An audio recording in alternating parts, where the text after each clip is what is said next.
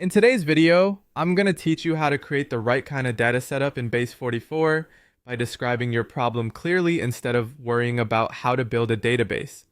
When people first start using Base44, a very common mistake is thinking too technically.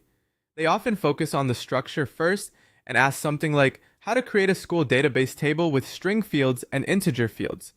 While that approach makes sense in traditional development, it is not the best way to communicate with Base44. In Base44, the better approach is to describe what you are trying to accomplish in plain language. Instead of thinking about tables, field types, and database design, focus on the real-world information you need to keep track of. This helps Base44 understand your goal and generate something useful much faster. So rather than saying you want to create a SQL database table with string and integer fields, say something like this. I need a way to store my catering orders. Please create a list where I can save the customer's name, the date of their event, the number of guests, and the menu package they selected.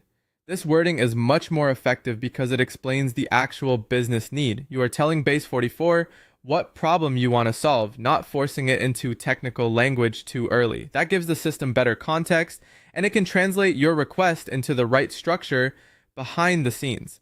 A helpful way to think about this is that Base44 is designed to work with natural instructions. You do not need to manually define the database mechanics first.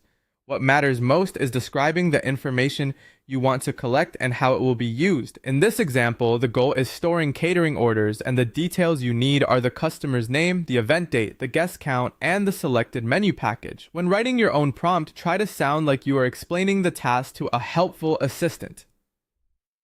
Keep it simple, specific, and grounded in the real process you are managing. If you know the exact pieces of information you need to save, include them clearly, just like in the catering order example. The main takeaway is simple. In Base44, do not worry about how to create a database. Instead, describe the problem you want to solve in everyday language. That small shift will usually give you better results and make the whole process feel much easier.